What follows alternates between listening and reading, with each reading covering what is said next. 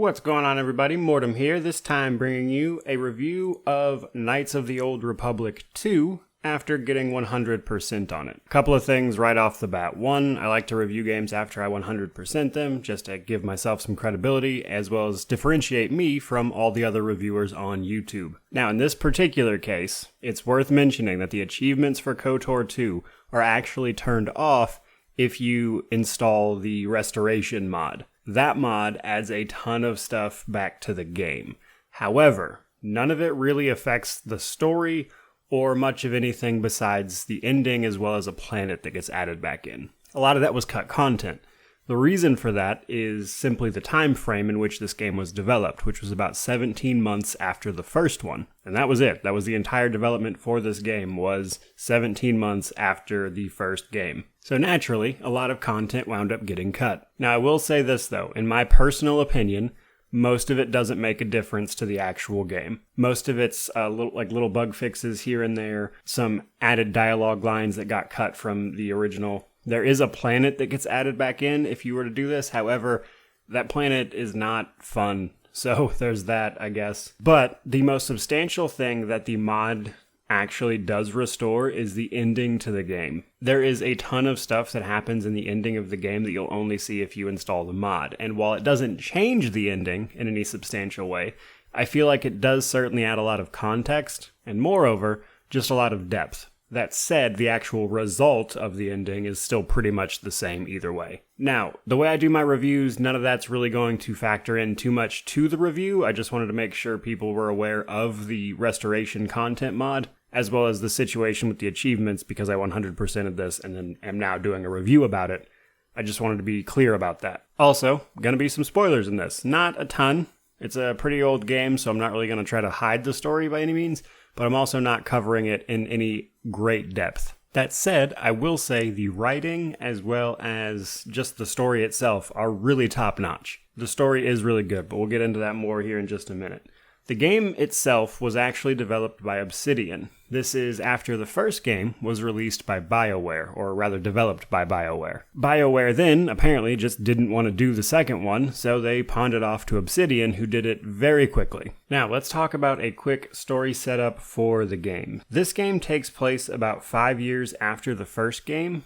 Revan is just gone. No one knows exactly where he went, but it's a well-known fact that he left. Regardless of your ending from the first game, this is pretty much the same. You can get some background information, so to speak, if you pick a couple specific dialogues from a guy named Atten, who is one of your companions at the very beginning of the game. You'll meet him, you can talk to him about Revan and the history from the first game, and depending on your dialogue choices here, the game will actually choose the ending for the first game and then kind of set up a world state for you just based on this dialogue. That said, none of it really changes that much. It will change a few things though, just to be clear. However, it doesn't change anything like grandiose, I should say. So as a result of that, the first game doesn't impact the second one in many ways, because regardless of what happened in the first game, the Republic is at a very weak point and is dealing with a lot of struggles in the background regardless. You, however, are a Jedi. Moreover, you're an exiled Jedi who recently re-entered known space. However, thanks to a bounty that has been placed on Jedi, you are almost immediately waylaid, and you find yourself waking up in Paragus, which is a mining facility where you were sort of crash-landed. You've been out of it for a while. You wake up, you meet a couple other people, and I mean literally 2 people, Kreia and Atten. They help you escape the mining facility on Paragus, and that serves as a bit of a initial setup for the game, where you learn a lot of things that I'm going to go over now. For starters, you learn that you and Kreia, the old woman here, have a force bond. That is to say that if one of you gets hurt, the other one feels it. This is important for the story, and moreover, Kreia is very clearly a force user of some capacity, and she starts teaching you to reconnect with the force, because when you were exiled, you cut yourself off from the Force, which is both plot relevant as well as a convenient excuse for your character being a Jedi while simultaneously needing to progress and learn Force powers. Now, unsurprisingly, you of course were being attacked by the Sith, which is why you find yourself on Paragus. No big surprise there. We're introduced to one of the game's main villains here as well, Sion. Eventually, we manage to escape Sion as well as Paragus, and we find ourselves on Telos. Telos is the other half of the setup to the game. This part is where we will eventually meet with a woman named Atris at the end of it, who is, as far as she is concerned, the last Jedi. However, she does have a list of known locations of other Jedi that you will acquire before you leave. And then from there, the game kicks off in earnest where you start tracking down these Jedi, and that's where you actually start getting to travel to different planets. Now, I'm not going to spoil the ending or go really into much more depth, but just know that the story is very well done. I did like it a lot. The ending was incredible. Really enjoyed it. So let's talk difficulty now. This, much like the first game, has an easy, normal, hard difficulty setting. For the most part, this is more impactful than the first games, meaning if you actually have it on easy, normal, or hard, you can noticeably tell a difference in combat. That said, none of combat is particularly difficult. So this is all using the D&D, I believe it's 3.5 edition adaptation that the first game uses. So because of that, everything going on combat-wise is actually dice rolls and stuff that are happening behind the scenes, and you're just kind of seeing that play out as well as give commands. So it's not skill-based in any way, of course, and because of that, the difficulty in the game is more of a how long is this going to take versus actually being difficult. Games like this, in my opinion, basically any game like this where it's based on a sort of tabletop game, it tends to be more of a knowledge skill gap than an actual skill gap. Meaning that basically the more you know about said system, the better you're going to do, and less so about your actual skill. Now, I do want to mention, before we go too much into this review here, the prologue for this game is really good. Top-notch good. The prologue, before you actually start Paragus, is like a little tutorial for the game where you control T3, which is a droid who kind of repairs the Ebenhawk before you crash land onto Paragus. Or just regular land, but the ship is pretty beat up, so I'm kind of call it a crash landing anyway. You control T3 as he kind of fixes up the ship in an emergency sort of way while it lands, and it goes over all of the basics of the game. It's very short, it's to the point, it teaches you how to play the game. It is a very, very well done tutorial that I actually enjoyed, and as someone who often critiques games like this that are based on tabletop games, or at least the systems they use, I feel like this prologue is what a lot of games could learn from. But that brings us to character creation. So I'm not going to go over this in an amazing amount of depth, but again, it's using a Dungeons & Dragons 3.5 edition, I believe, adaptation. So because of this, we're going to put points into attributes. That's going to give us a plus or minus modifier to our skills, difficulty checks, etc. We also get to pick skills. We're going to have feats that we can pick from. We get feats depending on what class we are. For instance, a Guardian gets feats every level, whereas Sentinel, I believe it's every 2 or 3, something like that. But the most important thing about character creation, I think, is that you actually get to start as a Jedi this time. In the first game, you actually just start as a soldier or a scoundrel. In this game, you start as a Jedi. So you get to pick from Guardian, Sentinel, or Consular. Guardians are very melee focused. They get a ton of feats, which makes them very strong in actual combat. Sentinel, however, I think personally is the right choice. This is because, from where I was playing around with this, you can put your intelligence up to 18. 18 intelligence is going to give you 7 skill points a level, which means you can put at least 1 point into all but 1 skill every level. And you might be thinking, well, that's not super impressive because I still have to do combat. But you can spend the rest of your points on combat attributes, like strength and stuff. The reason you want all those skills is because using your skills grants you experience, which is going to make you level up faster. Moreover, skills are actually part of a crafting system in this game. Because whereas the first game just had a basic upgrade your armor, upgrade your weapon system, this one has a full-blown crafting system, and it's based off your various skills. So if you have a character that has basically all the skills maxed out, you're going to be able to make amazing equipment, which is going to be able to boost your attributes for things like strength and stuff. So for a Sentinel, I was able to get my combat attributes up to 30-ish. With all of the crafting I was able to do using this skill. So I had amazing attributes. My skills were topped out, which was giving me experience, so I was way over leveled all the time. And for me personally, it was just an incredibly enjoyable experience. I did also play through the game with Guardian as well, and that lastly leaves us with the Consular. Consular is the force power one. So Consulars get just tons of force powers. You do, however, get less feats and stuff, so you really have to know what you're doing. It's a bit more of an advanced class, but Before we move on from this character creation bit, I do want to mention that at level 15, if you are full dark or full light, you can pick a prestige class, which will be one of a either Jedi or Sith subclass. Now, these are basically the same depending on like the Sith or Jedi equivalent. Those classes will give you extra feats that you can choose from, as well as potentially more specific force powers for your class. Just stuff like that. My point being is that there are other classes later in the game, just like the first one. Alright, so with that out of the way, let's talk world building in this game. Now, I did want to talk about crafting here, but I decided to do it during character creation, so just keep in mind there's that crafting system. I like it. It's a straight upgrade from the first game, so very nice. World building for this game. Now, in terms of like actual lore and stuff like that, it's Star Wars. I say this a lot when I talk about Star Wars games. I think at this point everyone knows what Star Wars is.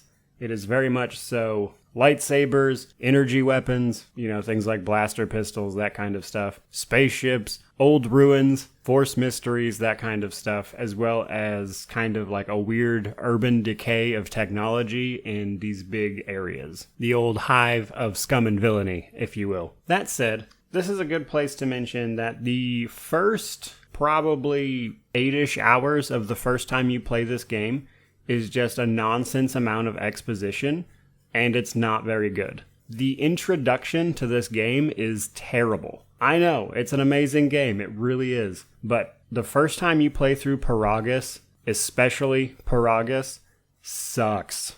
I liked Telos personally. I've talked to a few people who didn't like Telos, especially because it's like Peragus and then Telos, and you're stuck in both of those places. You can't really go anywhere. My issue specifically, though, is with Peragus. Peragus, again, the first time you go through it. Afterwards, you can go through it faster. But the first time you're there, if you're doing everything and trying to pick up all the information, I was there for like 4 hours.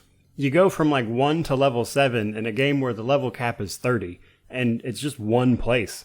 Moreover, it's not like you're doing anything interesting. The entire time you're there, your only goal is to leave Peragus. You meet 2 people. 3 if you count one of the droids, I guess. So unlike, say, Terrace from the first game where you're like, in a city, you're talking to people, you're doing side quests for people, here, you're literally just trying to leave a place for hours with 2 people, and God, it sucked. Easily the worst part of the game. That said, Telos, which immediately follows it, isn't as bad. It actually kind of reminded me of Terrace, though a little shorter. Now, once you get done with those 2 areas, that's when the game opens up, and you'll be able to go through the 4 planets where you gotta find the Jedi, and then after that happens, you go to meet with those Jedi on Dantooine, and once you meet with those Jedi, that's where the end sequence of the game begins. So the middle portion, where you're exploring those 4 planets, is really where most of the game is. Now, of those 4 planets, 2 of them are pretty long, Nar Shaddaa and Onderon. Nar Shaddaa also has an end sequence that you can't get out of once it's started for the planet. It's very long, didn't care for that, just mentioning it I guess. And 2 of the planets are fairly short, Dantooine and Korriban. Korriban is just short, there's no 2 ways about it, there's not much going on there. However, Dantooine can be a little longer depending on how much of the side content you really want to do, because most of it is optional, but you can burn through the main Find the Jedi part of that planet very quickly. Now, I do want to mention, because we're talking about world building here still, 2 of those planets are reused, Korriban and Dantooine. And while there are changes made to them, of course, and it's because the game was so quickly turned around that you see those again, and they look largely the same. That said, it is different enough, and you kind of feel like time has passed, so I'd give it a pass despite them reusing assets, because, what are you going to do? But I just wanted to mention that they are in the old game. All that content together is going to run you about 20 to 25 hours for a playthrough, assuming you're doing, everything, which isn't very long. But I would say that this is a game that lends itself to replayability a lot, because a lot of the world building is actually done through dialogue with various people. And of course, some of the side content. For instance, Nar Shaddaa is probably the best planet, although the end sequence does kind of suck, just because it's so long and you're kind of trapped there. But Nar Shaddaa was really cool. There's a refugee situation you can resolve any which way. There's a cantina where there's a bunch of extra stuff going on. You can meet with a hut, because of course you can, because it's Nar Shaddaa. Unfortunately, the other half of this, whereas Nar Shaddaa is great, Nar Shaddaa is also where a lot of quests can break for you. Because while the world building is good, you get a lot of cool concepts thrown at you from various people, kind of challenging your view of things like the Force Unfortunately, these constant quest chain breaks are frustrating to deal with. So if you're unaware, this game is on the older side, and because of its rush development, it's very possible to break quests if you do them in the wrong order. For instance, on Nar Shaddaa, if you go speak with Vaga the Hutt there before you do the optional side stuff to infiltrate Vaga's horde, and you wake him up from a nap he takes during that, congratulations, you do the Vaga's horde side quest anymore because you woke him up. Which is fine, but that quest just stays in your log pretending that you can still do it, apparently. And that's just one example of something that happens easily several times on just that planet alone. Now, the last bit of world building that I haven't mentioned yet is that you will be doing all this on the Ebon Hawk, which is, of course, the same ship from the first game, which was very cool because it kind of helps you navigate the ship really easily as well. But moreover, it's, of course, where you'll find all of your companions. Companions and the world building are kind of intertwined in this particular game. So there are a ton of companions. There are some that are locked to your male or female choice, and then there's two that are actually locked to your light and dark side choice. For instance, if you're light side, you'll get the companion Mira on Nar Shaddaa. If you're dark side, you'll get the companion Hanhar on Nar Shaddaa. Whereas if you are male, you will get the handmaiden companion on Telos as you leave. And then if you are a female, you will actually get the disciple companion instead on Dantooine, actually. Those companions alone are probably worth playing through the game separately twice, which again just kind of adds to the replay value. But moreover, the handmaiden and the disciple specifically from the male and female choice, they will give you extra story that you wouldn't get otherwise or you won't see if you just run through the game once, which is why I wanted to mention the companions in the world building section here, because the companions do a lot of the heavy lifting for the world building. They kind of explain all the stuff that's going on kind of in the background just through the people they knew before they joined up with you, as well as just kind of stuff they experienced. For instance, T3 can give you extra information on what happened to Revan and stuff in the first game. The Handmaiden can kind of explain Atris, who is another character in the game. Visas, which is a Sith assassin who's actually sent to kill you after you gain either so much light or so much dark side points, will give you a ton of background on her master, Darth Nihilus, who is the other main antagonist besides Scion. I mean, technically there's three, but I don't want to spoil it too much. But my point is, all this is information you get from the companions, and while the worlds themselves are cool to explore, like I liked most of them actually, especially Korriban, because you can walk up to the tombs and then one of the companions will give you a bunch of information about it, which I thought was a really nice touch. But reality is, the companions are doing most of the heavy lifting here. We'll get into more of that in just a bit when we talk about all the companions, because that's easily the best part of the game, is the companions. But we'll get to that in a minute. First, I want to talk about combat. Combat is basically the Knights of the Old Republic system, but better. It's much smoother experience.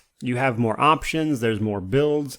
It runs better, it plays better, it feels better. It's just an overall upgrade from the initial system. It's an active pause system where you can pause, kind of scroll through your characters, assign them actions. The flyout menu, well, not exactly flyout, but scroll menu above the enemy's heads will be abilities or items you can use on that enemy, whereas your little hotbar down in the bottom left here is abilities you can use for yourself and your team, or items that you can use on yourself or your team.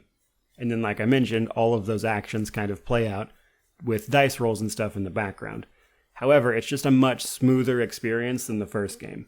Not that the first game was bad, it just felt a little clunky, and this game made most of that feel better. Which is probably the best place to mention. While this isn't a knock on the first game in any way, I gotta say that for a game that came out 17 months after the first one, the second one manages to be, from a technical perspective, an upgrade in just about every way. Like, there's some bugs and stuff you'll encounter still, because of course there are. It was put out super fast. But nonetheless, just across the board, this game looks better, plays better. I actually encountered less bugs in KOTOR 2 than the first one, which might just be a modern hardware thing, but still. Alright, so with that out of the way, let's talk companions. There's a ton of them. We are going to talk about a few of them, but we're not going to go over all of them in any great depth. However, before we start talking about companions, we got to talk the influence as well as your light and dark side system. So those are actually two separate systems. So everyone's pretty well familiar with the light or dark side system at this point. You do evil things, you get dark side points. You do nice things, you get light side points. This will affect mostly how many points it takes to cast force powers associated with that particular side of the force. However, it also affects gameplay. In this game, if you have enough dark side points, rather than something being a choice, sometimes it'll just straight up happen instead. We see this with getting Hanhar as a companion if we're dark side instead of Mira if we were light side, for instance. This also plays out a bit on Onderon, where if we are light or dark side, we kind of inadvertently choose a side there. I believe there's a side quest that can actually change that still on Onderon, but still, you kind of get the point. Now, that brings us to the influence system. The influence system is separate but related. So influence is basically how much a companion likes or dislikes you. Now, internally, it's a scale from 0 to 100, with higher being better, obviously. But again, it's separate from your light or dark side. And it will actually affect that companion's light or dark side based on how much influence they have with you. So to put that in a way that actually makes sense, if I manage to talk one of the companions up, say I'm talking to the handmaiden because she's pretty easy to get influence with, and through conversation options, I am nice to her, I care about her problems, things like that, I'm going to gain influence. And because of that, she's going to see things my way, which is then going to change her alignment towards light or dark, whatever I happen to be.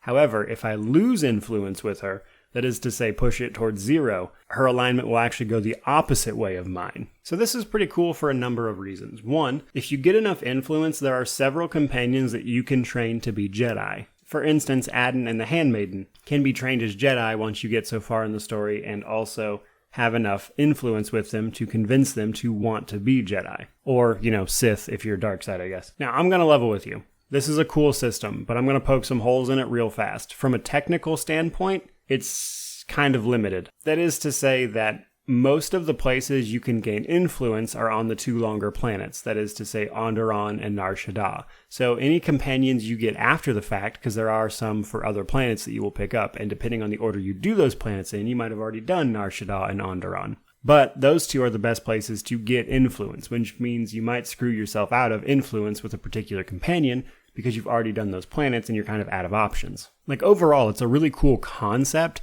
and they managed to tie this system back into the main story with your particular character and kind of why it is you cut yourself off from the Force. This influence system is very much so tied to the main story, and that's probably the part I like about it the most. All of this Force-related stuff, the Force powers, the companions, the influence system, all that stuff, they tied it in with the main story in such an amazingly smooth way, where it's just like things that you would chalk up to gameplay mechanics, they managed to tie into part of the story, and I thought that was really cool. For instance, when the game flashes to other parts of like the universe, so to speak, or just like other rooms, and it kind of gives you some dialogue about what's going on, the game will occasionally like call that out as like your precognition Force ability. Just little stuff like that, where they kind of tied the Force stuff into the gameplay mechanics, and I thought it was really neat. Nothing does that better than the companion's influence system and the main story. Like the main part of the main story. Again, I don't want to spoil it too much, but it's very much so connected. Like the reason why all these people are following you,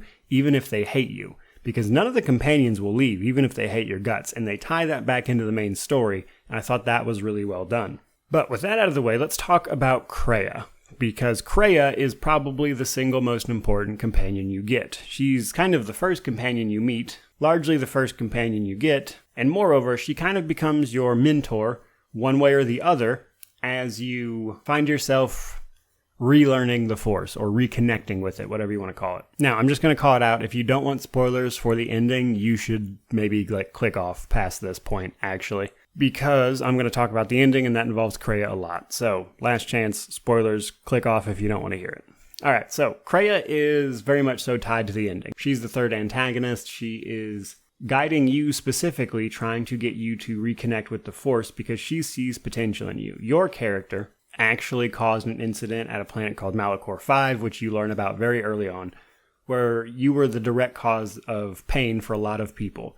And your character specifically has kind of a natural ability to just form connections with people where they're drawn to you. But because of all the pain and death that you caused on Malachor 5, you basically had to cut yourself off from the Force or die. Now when you come back, you're sort of a wound in the Force, if you will. Whereas everyone that dies around you, the experience you're gaining in-game is like literal power that your character is gaining, where I'm talking about the gameplay mechanics feeding into the Force like narrative. Again, really well done. But this all kind of culminates in the fact that Kreia who's been your companion the whole time, and you don't learn towards the end of the game, until then anyway, is actually trying to guide you to be her best student, the only one that didn't turn out to be a failure as far as she's concerned, because she actually trained Scion and Nihilus. They both chose power for its own sake, when that's not what Kreia was trying to teach. Kreia was both a Jedi and a Sith at one point. However, she learned that the Force is not necessarily good or evil in and of itself. The Force is just kind of this unseen will that seeks to bring balance regardless of anyone's ability to do anything. While people can use the Force, ultimately the Force is the one using them. And Kreia's ultimate goal is the death of the Force, which she thinks that you can potentially bring about, which is why she travels with you. It's why she's trying to train you and help you relearn the Force, because you've become a sort of wound in the Force, where, again, everyone dying around you just feeds into your own strength, which is similar to Nihilus's power, but Nihilus went a bit of an opposite direction with it. Now, I don't want to get into too much of the nuances of the ending, but that's kind of the gist of it. That's why Kreia's with you, and because of this, she is actually just neutral at all times, and regardless of whether you go light or dark, she basically chastises you one way or the other for that. What she wants you to do is not just kill people for its own sake, like the Sith will do, but at the same time, she doesn't want you just helping people willy-nilly either. Because if you help people too much, they grow weak as far as she sees it, because they never learn to take care of themselves. And at the same time, if you kill them, they're of no use to you because they're dead. Kreia likes to straddle that line between those two things. She's very opportunistic like that. Now that said, because of the way the game's set up, she will be chiding you a lot, and that gets pretty annoying pretty quick. But Kreia herself is very well written, which goes and extends to all of the companions in this game. The companions are the best part about this game easily. There's, I think, 12 in total, and every single one of them is awesome. A couple of them have a lot less dialogue than the others, but even then, they're still really cool and they tie into the story. So that, for me, is just the best part of the game. Now, I want to talk some negatives, I want to sum it up with some positives, and then we're going to call this a review and move on with our lives. So, negatives for KOTOR 2 just across the board for me are the bugs, for starters. There's a lot of bugs. It's a lot. So one of the more common ones that was very frustrating, sometimes when like cinematic dialogue set pieces would be playing, where like it's in-game footage, but like it's somebody else talking away from where your actual player is, it would just pop to the end of that conversation, so I'd miss all of it, and I'd have to quit out of the game, reload a save to before that dialogue, and then get it to replay to actually see the dialogue, and this happened all the time. I think it was just where I'd be playing the game for a while, because this happened roughly 2 to 3 hours on loop. I think it was just where I was playing the game for an extended period of time is what was causing it, but either way, it was annoying. The stuff with the quest just being broken is frustrating, and even the restored content mod does not fix a lot of that. Now, I don't think this is Obsidian's fault. This was a very, very rushed title. The fact that it's as good as it is honestly just amazing in and of itself. But nonetheless, those things are the knock against the actual quality of the game regardless. So here we are talking about it. Now, I want to talk about the positives, and then we're going to wrap this up with a recommendation and call it a day. Positives, the writing is hands down top-notch. Just really, really good. An amazing story that tied in the gameplay mechanics to the story, and I thought that was really cool. I liked that a lot. The prologue, again, a lot of games could learn a lot from this game's little prologue tutorial. Very well done. I like that it was just kind of a flat across-the-board technical improvement from the first game. Just feels a lot nicer to play this than the older one, which feels a little clunky in my opinion. But as I mentioned, the best part of this game is just straight up the companions. They do a lot of the world building. All of them have cool stories. They are a lot more three-dimensional than you would initially think talking to them, because when you first start talking to them, it's like, oh, great, this guy's just a character trait. And then you progress the game, you learn more about them, and it's like, this person has way more going on than I ever thought. So I liked that a lot. Though there are, again, a couple that get less attention than the others, like Beodur feels a little underwhelming, and then Mandalore, who was actually Canderous from the first game, also seems to get a little less than the others, but is still nonetheless pretty cool. KOTOR 2, would you recommend it? I mean, how could you not, honestly? It's $10 on Steam right now. You can get the restored content mod if you want it for free. So, I mean, honestly, it's pretty much impossible not to recommend this game, because for $10, this is an incredible story. It plays decently enough. If you're familiar with Pathfinder or Dungeons & Dragons 3.5 edition, you'll take to the combat immediately, and chances are most of the people watching this have already played it. because that's probably why you're watching this, if I had to guess. So thanks for watching, by the way. But nonetheless, that's going to wrap it up. Kind of a lot to say, but it's an incredible game. For a game that won't run you 20 to 25 hours for a first playthrough, what an experience, truly. If that's not worth $10, what is? So with that out of the way, thank you guys so much for watching. I really, really do truly appreciate it. If you enjoyed the video, please remember to like, comment, subscribe, all that YouTube jazz. Maybe consider joining the channel as a member. For $1 a month, you get things like your name in the credits on the end of videos, as well as the description, a badge by your name in the comment section, all that stuff. I also have a merchandise shop if you're interested in that. Basically just stuff with the channel's skull logo on it. It really actually helps out the channel a lot. Like a single shirt is a lot of money compared to the ad revenue from YouTube. But nonetheless, thank you. Truly just thank you for watching. May you wander in wisdom and have an amazing day.